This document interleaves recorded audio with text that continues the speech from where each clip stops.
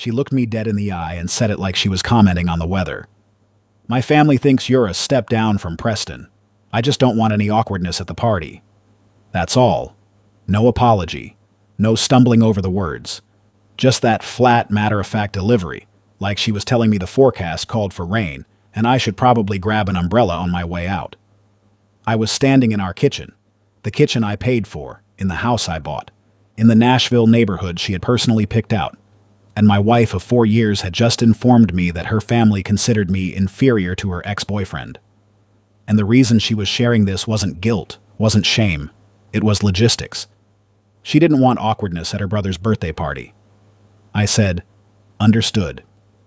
2 syllables. That's all she got from me. She waited. I think she expected something more. A question maybe, an argument, a plea. Some version of, "What do you mean?" "I'm an orthopedic surgeon. I've built a career from nothing. I love you.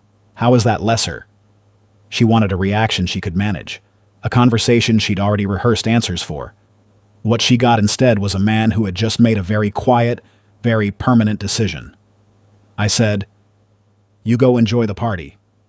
She left 2 hours later, dressed in the outfit her mother had picked out for her, carrying the wine she'd bought for her brother's celebration. She kissed me on the cheek at the door. She actually kissed me on the cheek. By the time she pulled out of the driveway, I was already on the phone. And by the time she pulled back in that night, there was nothing left of me in that house but the furniture, and the letter I'd left on the kitchen counter, right next to the coffee maker she'd given me for Christmas. My name is Ellison Carr. I'm 43 years old. I'm an orthopedic surgeon at Vanderbilt University Medical Center in Nashville, Tennessee. I have repaired shattered bones, reconstructed knees for professional athletes, and spent 17 years building a practice that has given me a life I am genuinely proud of. And I spent 4 of those years married to a woman who smiled to my face and apparently apologized for me behind my back. This is what happened when I finally stopped trying to understand it and just walked away. If this story is hitting something you recognize, I want you to hit that subscribe button right now and leave a comment below. Tell me what you felt in that first moment when someone you loved showed you who they really were. I read every single one. And if you know somebody who needs to hear that walking away isn't weakness, share this video with them. The like button takes 2 seconds, and it helps this channel reach more people who need these stories. Now let's get into it.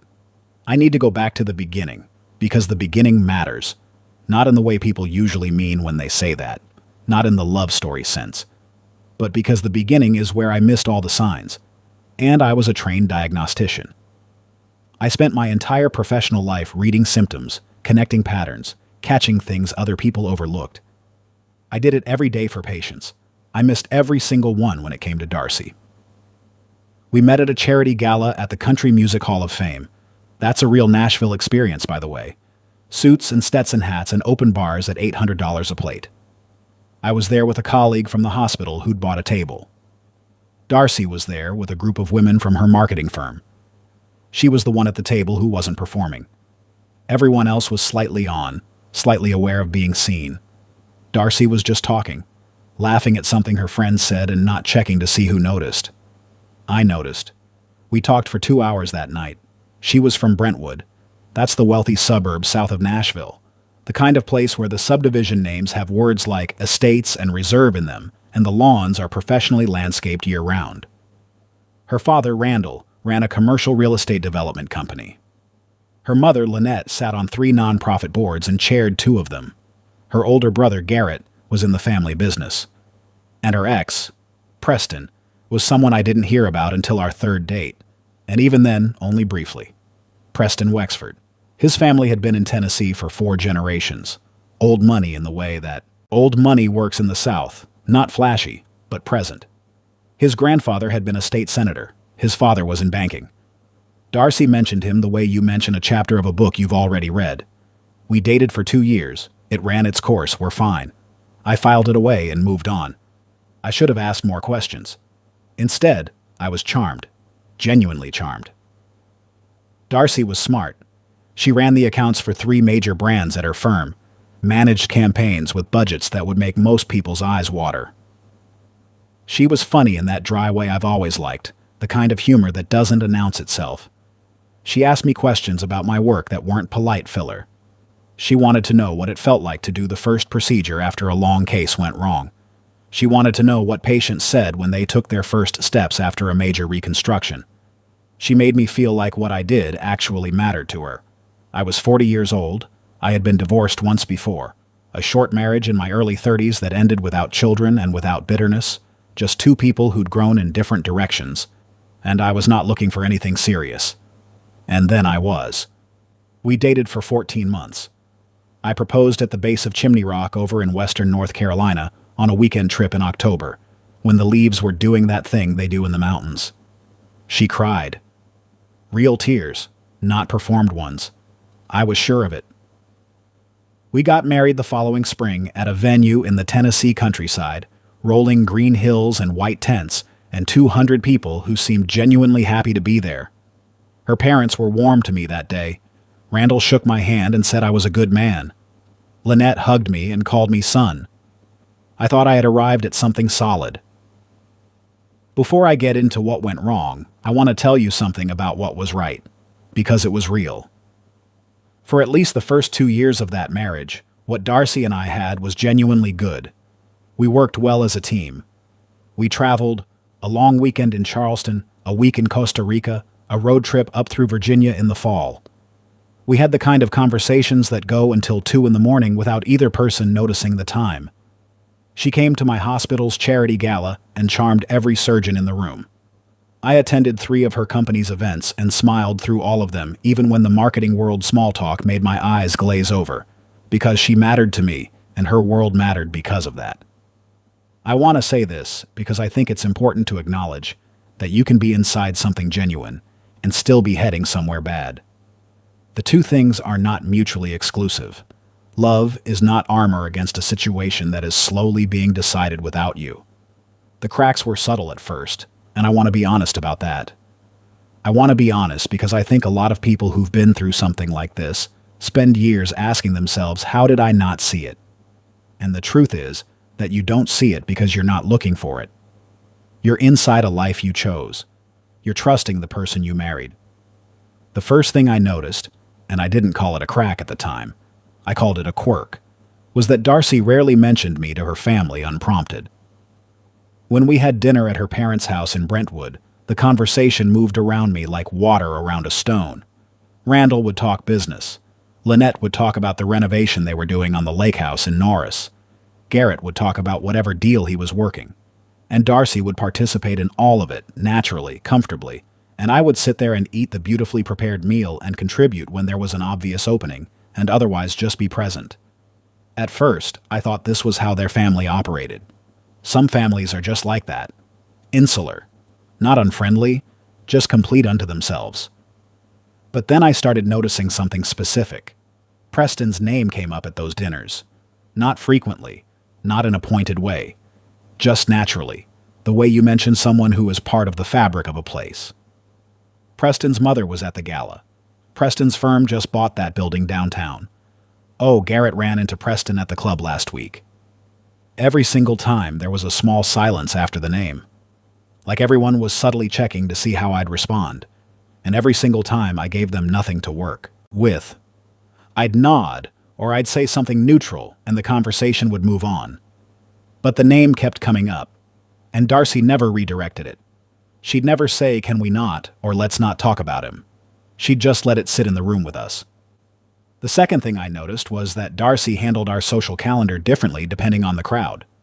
When we were with my colleagues, other surgeons, residents, hospital administrators, she was engaged and present and proud.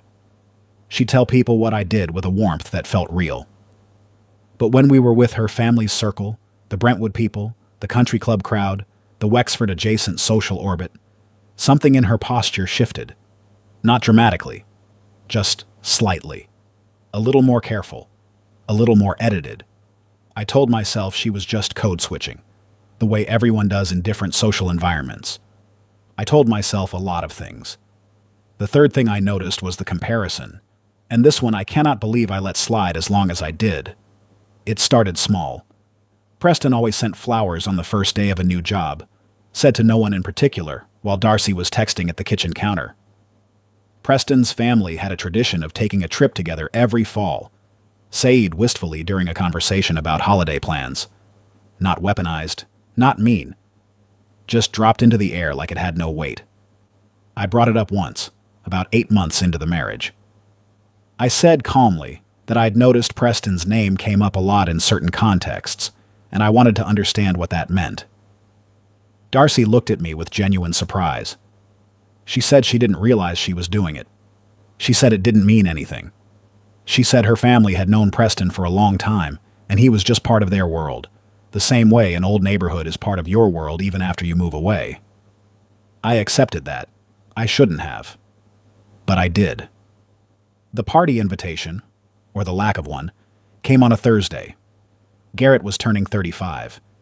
He'd planned something at his house in Green Hills, which is one of Nashville's nicest neighborhoods, the kind of place where the streets curve and the houses sit back from the road behind mature oak trees. A dinner party, maybe 40 people, close friends and family. I found out about it when I overheard Darcy on the phone with her mother, talking about what she was going to wear. This was a Wednesday night. The party was Saturday. At dinner I mentioned it. I said something light. Sounds like Garrett's party is this weekend. Are we doing anything before? Darcy set down her fork. That small pause. The kind that only lasts a second, but carries a full conversation inside it. She said, I was going to talk to you about that. I waited. She said, my family is just... They have a complicated history with certain things, and Preston is going to be there, and I just think it might be easier if you didn't come this time. I don't want any awkwardness. I said, what kind of awkwardness? And that's when she said it. The words that I've replayed more times than I can count since that night. She didn't stumble on them. She didn't whisper them. She just said them, the way you say something you've been carrying around and finally got tired of holding. My family thinks you're a step down from Preston. I just don't want any awkwardness at the party. The kitchen was very quiet after that. I could hear the refrigerator humming. I could hear a car moving slowly down our street outside. I could hear myself breathing, steady and even, the way I breathe in a complicated surgery when I need my hands to be still. I said, understood. She seemed almost relieved. Like the hard part was over. Like she'd been bracing for a fight and was grateful I wasn't going to give her one. She said, I knew you'd get it. You're always so rational about things. I said, you go enjoy the party. And then I sat there at that kitchen table for a long time after she went upstairs to start planning her outfit, and I thought about what she had just told me. Not that her family didn't like me. People's families don't always like the people their children marry. That's ordinary. That's human. What she had told me was something different. She had told me that she had been carrying this assessment, that I was a step down, and she had not contested it. She hadn't told me that she'd argued with her family on my behalf. She hadn't said they're wrong, and I've told them so. She'd said she didn't want awkwardness, which meant she had accepted their judgment, which meant that somewhere, in some quiet corner of her, she agreed with it, or at least didn't disagree strongly enough to matter. 4 years of marriage. And the measure of a man in that household was whether he cleared a bar set by a man whose grandfather was a senator. I went upstairs. Darcy was in the bathroom. I took a shower in the guest bathroom, which I almost never did. I went to bed in the guest room, which I had never done. I lay there in the dark, and I made my decision. Friday. I was in the OR by 6:30 in the morning. 3 surgeries, back to back, the kind of day that doesn't allow you to be anything other than exactly present. Femoral reconstruction on a 60-year-old man who'd been in pain for years. A collegiate soccer player, 21 years old, ACL and meniscus. A woman in her 50s with a badly deteriorated hip who had been waiting 18 months for this appointment. When you're doing what I do, you cannot be anywhere else. You cannot be in your failing marriage. You cannot be thinking about dinner parties in Green Hills. You are in that body, fixing that specific thing, and when it goes right, there is nothing else in the world that feels like it. I finished my last surgery at 4:15. I showered in the attending lounge, changed into street clothes, drove home. Darcy was getting ready. She'd laid her outfit on the bed. I could see it through the bedroom doorway as I walked past. And she was at her vanity doing her makeup. She called out, There's leftover pasta in the fridge if you get hungry. Like that was sufficient. Like that was the appropriate thing to offer a man you'd told yesterday that his family considered him less than. I said, "Thanks." I went into my study and I called two people. The first was my attorney. Not a divorce attorney, not yet, but a friend who was a partner at a firm downtown and who I trusted completely. I told him in general terms what was happening and asked him what I needed to know before making any decisions. He talked to me for 30 minutes, calm and methodical, and when we hung up, I had a much clearer picture of where I stood. The second call was to my friend Waverly, who is a general contractor and one of the best people I know. I told him I needed a storage unit opened up and some help moving things quickly and quietly. Waverly didn't ask a single unnecessary question. He said, "Text me the address. I'll bring the truck." Darcy came to the doorway of my study to say goodbye around 7. She looked beautiful. She always looked beautiful. She said, "Don't wait up. These things usually run late." I said, "I won't." She left. Waverly was there 20 minutes later. We worked fast. I am not by nature a sentimental man when it comes to objects. I know what matters to me, and I took those things. My books. Not all of them, just the ones I'd had since medical school, the ones I'd carried from apartment to apartment through residency. The photograph of my parents that sat on the bookshelf in the study. The watch my father gave me when I matched into my surgical residency, a simple Tag Heuer, nothing extravagant, but the most important object I own. My clothes, my medical equipment, my laptop and the external drive with 17 years of financial records and professional documents on it. Everything I had brought into the marriage, I took out of it. Nothing that was ours, nothing that could be contested, nothing that would give anyone the ammunition to say I was taking something that wasn't mine. Waverly loaded the truck with the quiet efficiency of a man who has moved a lot of things in his life and understands that sometimes you just need to move. We did it in 2 hours. I texted the storage facility on James Robertson Parkway in East Nashville, and they had a unit ready. When the truck was empty and Waverly had gone, I walked through the house one final time. It still looked like our house.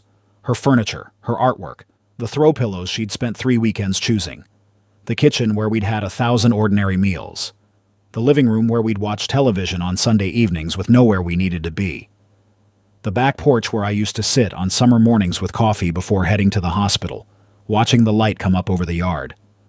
I had loved this life.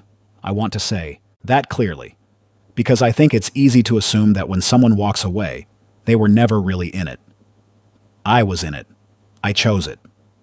I fought for it in the quiet daily way that you fight for a marriage, by showing up, by being present, by working to be the kind of partner that makes someone's life better. But you cannot fight for something on your own. And you cannot fight for something in a household where the battle was already decided before you walked in the door. I wrote the letter on a single sheet of paper, longhand, at the kitchen counter where this had all started. I did not write it in anger. I want to be very clear about that. I wrote it with the same steadiness I bring to everything that matters. Darcy, I have thought carefully about what you said last night. You told me that your family considers me lesser than your ex-husband, and that you didn't want to bring me to your brother's party to avoid awkwardness. You didn't tell me that they were wrong. You didn't tell me you'd defended me. You told me you wanted to avoid awkwardness, which means you have decided their judgment is something to manage rather than something to reject. I understand now that I have spent 4 years trying to earn a seat at a table that was never going to be offered to me on my own terms. I am not willing to spend the next 40 years doing the same. I hope you find what you're looking for. I genuinely mean that. Ellison. I left the letter next to the coffee maker. I left my house key on top of it.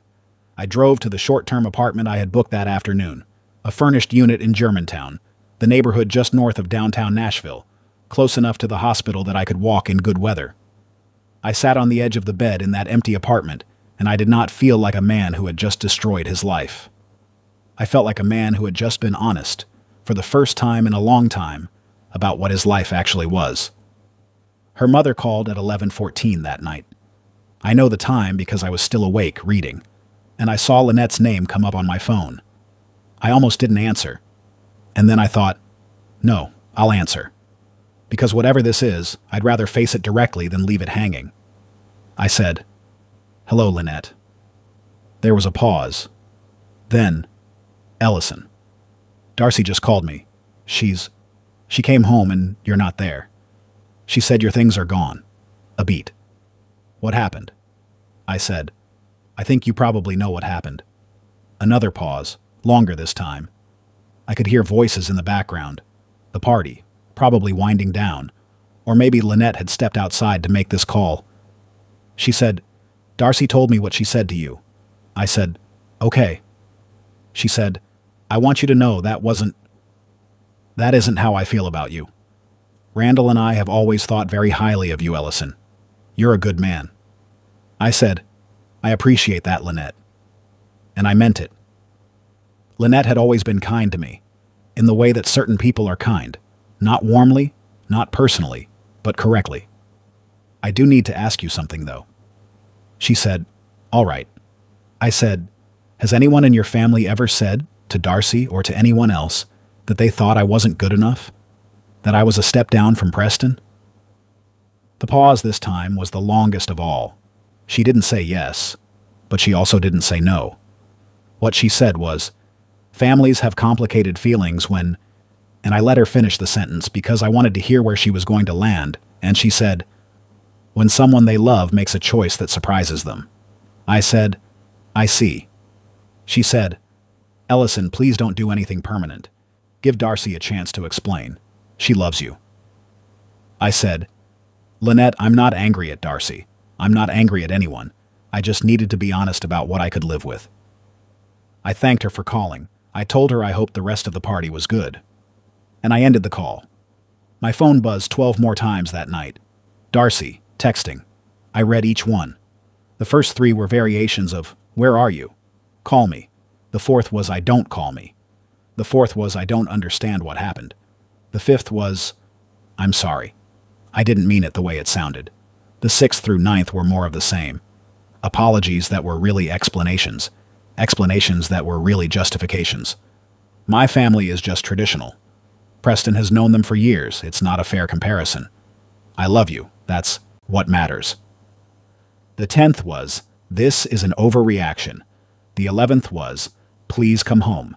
The 12th was, I need you to call me. I didn't call. I turned off the light and I slept better than I had in months. Over the next week, I learned something important about myself. I am a person who processes by working. I went to the hospital every morning. I did my rounds. I saw my patients. I operated. And somewhere in the middle of that week, I realized that the heaviness I had been carrying for the last year or two, this low-level background sense of not quite being enough, not quite fitting, not quite landing, had lifted. I did not know until it was gone how much weight I had been carrying. Darcy reached out every day. First texts, then calls, then a long email that she'd clearly spent significant time writing. She talked about counseling. She talked about wanting to understand what went wrong. She talked about the ways she had failed me and the ways she was sorry. I read all of it. I want to say that because it matters.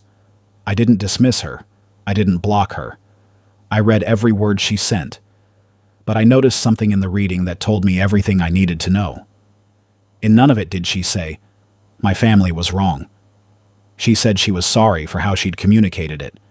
She said she should have handled it differently. She said she hadn't meant for it to hurt me. But she never said, they had no right to judge you that way. They were wrong. I should have told them that immediately, and I didn't, and I'm ashamed of that. That absence was an answer. Her father called me 12 days after I left. Randall is a businessman, and the call had the texture of a negotiation. He said he respected me. He said Darcy was devastated. He said families go through rough patches and he hoped I wouldn't make a permanent decision based on one difficult conversation. I said, Randall, I want to ask you a direct question. He said, all right. I said, do you think I'm a step down from Preston Wexford? He said, and I give him credit for this at least. He said, I think you're a different kind of man. I think our family has a certain kind of history with certain kinds of people, and Preston fit into that in a way that was comfortable and familiar. I said, that's not the same as no. He was quiet for a moment. Then he said, no, I suppose it isn't. I thanked him for being honest. I told him I respected him for it, and I told him I thought this particular chapter was closed. Garrett reached out, which surprised me. We had never been particularly close. Pleasant at family events? Nothing more. But he texted me about 3 weeks after everything happened, and his message was not what I expected. He said, "I want you to know that the party wasn't my idea. My mom and Darcy decided between themselves. I didn't know you weren't invited until that night, and I want you to know I said something to my mother about it because what happened wasn't right." I texted back, "I appreciate that, Garrett. I mean it." He replied, "She loves you, for what it's worth. She's just been trying to be two things at once for a long time, and she's never figured out how to put them in the right order." I thought about that for a long time. Two things at once. A wife who loved me. A daughter who needed her family's approval. And when the moment came that she had to choose which one came first, she chose the one that didn't cost her anything. I don't say that with bitterness. I say it as a fact, because it's the only honest way I know to look at it. The divorce was not clean, because divorces never are. But it was not dramatic either. We had a mediator. We had separate attorneys. We divided things fairly and without cruelty. The house went on the market, and it sold in 3 weeks. Nashville real estate does not sit still for long. We split the proceeds according to what each of us had contributed. Darcy cried at the final mediation session. Real tears. The same tears she'd cried when I proposed on that rocky overlook in October, with the leaves burning orange and red all around us. I didn't cry. Not because I wasn't feeling anything, but because I had already done my grieving in those first weeks in the Germantown apartment. Quietly. Alone. The way I've always processed hard things. When it was done, I walked out of the mediator's office on Church Street in downtown Nashville into one of those February days that Nashville does occasionally. Cold enough to see your breath, but with a sky so blue it almost hurts. I stood on the sidewalk for a moment and I felt the same thing I'd felt the night I left. Not relief exactly. Something quieter than that. The specific peace of a person who has finally stopped pretending. My colleague at the hospital, the one who'd invited me to the gala where I met Darcy, she asked me a few months later how I was doing. Not in the polite conversation way. In the real way, the way people ask when they actually want to know. I told her the truth. I said better than I expected. Honestly better. She said, "What do you miss?" I thought about it. "The idea of the life," I said, "not the life itself." She nodded like she understood.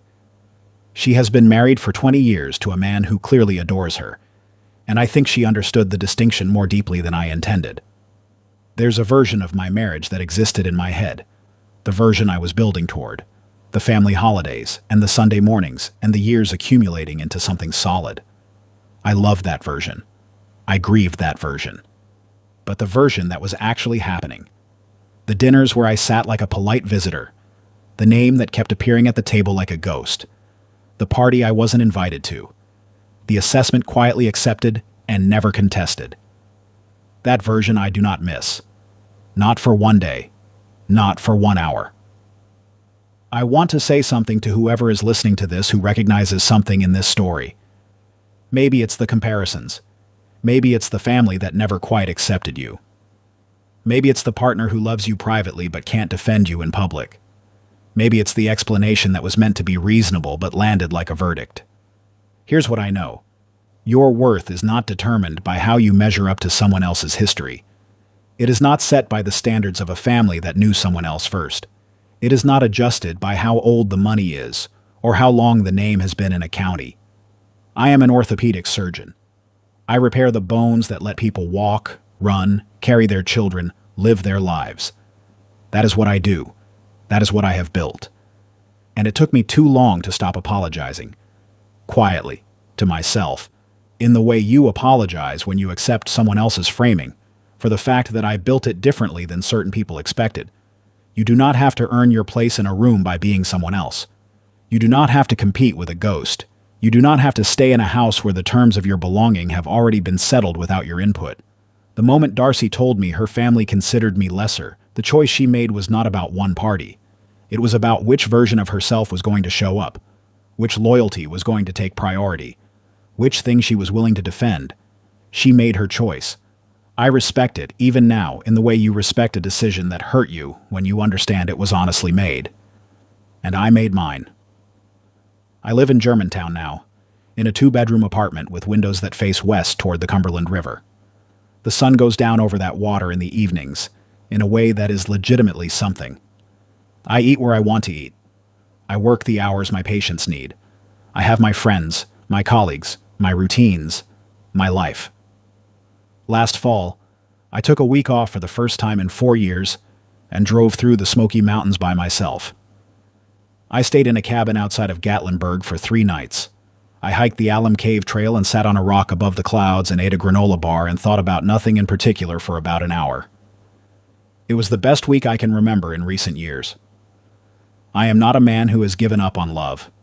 I am a man who has gotten very clear on what it actually looks like, what it costs and what it offers, what it asks of you in public and not just in private. I am in no hurry. I have plenty of time. The last time I spoke to Darcy was 8 months after the divorce was finalized. She called me on a Sunday evening, a Tuesday evening actually, I remember because I was prepping charts for the next morning. She said she'd been thinking about calling for a while.